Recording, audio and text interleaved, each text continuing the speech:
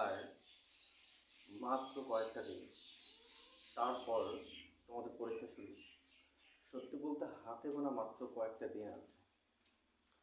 এক কথায় বলতে গেলে পরীক্ষা তোমার ঘরের দরজায় এসে করা নাচ্ছে এভাবে। তো ব্যাপারটা হলো যেটা, ওই যে সময় কারোর জন্য অপেক্ষা করে না। এতগুলো দিন তুমি বসে বসে বা বাথরুমের ক্লাসরুমে যেভাবেই হোক কাটিয়েছো সময়। এখন পরীক্ষা এলে একটু তো চাপ হবে তোমার। পরীক্ষার আগ মুহূর্তে সবাই একটু চাপের মুখে পড়ে। তো বিষয়টা হলো যেটা, হাতে গোনা যেহেতু আর মাত্র কয়েকটা দিন, তারপর তোমাদের এই ফার্স্ট সাবমেটিভ পরীক্ষা, প্রথম যে টেস্ট পরীক্ষা। আমি টেস্ট শব্দটা বেকার সাউন্ড করলাম, কারণ এই টেস্ট যেটা তোমরা মনে করছো এটা টেস্ট হলেও এই নাম্বারটাই কিন্তু কি ফাইনালে যোগ হয়। অতএব এই টেস্ট কিন্তু টেস্ট নয়। তোমরা মনে রাখবে এই টেস্ট টেস্ট নয়, কারণ এই টেস্টের নাম্বারগুলি ফাইনালে গিয়ে যোগ হবে। ক্লাসে যারা ভালো র্যাঙ্ক করতে চাও কিংবা ভালো একটা পজিশন পেতে চাও, তাদেরকে একটা কথাই বলবো,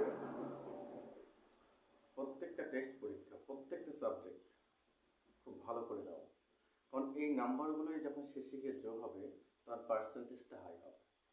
এখন যদি কোনো একটা সাবজেক্টের নাম্বার তুমি কম পাও, এটার একটা নেগেটিভ প্রভাব কিন্তু পরে পড়ে যাবে। আলটিমেটলি যে টেস্টগুলো হচ্ছে কয়েক মাস পর পর, এই টেস্টগুলো টেস্ট নয়, এই টেস্টগুলোই তোমার কাছে ফাইনাল। আর এগুলোকে তুমি ফাইনাল মনে করেই পরীক্ষা দেবে। তো যেহেতু হাতে গোনা মাত্র আর কয়েকটা দিন, অবশ্যই তোমাদের সাজেশন দরকার, গুরুত্বপূর্ণ কিছু প্রশ্ন উত্তর দরকার এই শেষ মুহূর্তে।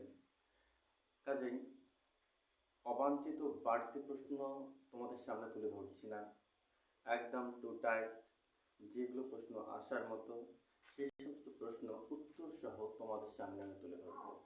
অন্তত পক্ষে তোমরা এগুলো রেডি করে পরীক্ষা দিতে যাবে। যদি একটা ভালো মার্কস পেতে চাও, অবশ্যই এখন থেকে তৈরি হও। এই অল্প যে দিন আছে এটাকে কাজে লাগাও। যদি মন প্রাণ দিয়ে এই অল্প সময়টাকে তুমি ঠিকঠাক কাজে লাগাও, আমি কথা দিচ্ছি মেকআপ হয়তো তুমি টানতে পারবে। আর যদি এই সময়টুকু তুমি অবহেলা করে তাচ্ছিল্য করে কাটিয়ে দাও, তাহলে কিন্তু দুঃখের শেষ থাকবে না। দিন শেষে সবাই তোমাকে এটাই জিজ্ঞাসা কিন্তু করবে, নাম্বার কত পেয়েছে। মুখটা যেন লুকাতে না হয় তখন, মনে রেখো। আর তোমাকে বেশি বেশি জিজ্ঞাসা করবে, অনেকেই জিজ্ঞাসা করবে, আশেপাশের লোকজন জিজ্ঞাসা করবে, বন্ধু বান্ধবরা জিজ্ঞাসা করবে। তোমাকে বারবার জিজ্ঞাসা করার কিন্তু একটা কারণ থাকবে। অলরেডি কিন্তু তারা জানবে বা জেনে যাবে তুমি নাম্বার কম পেয়েছো।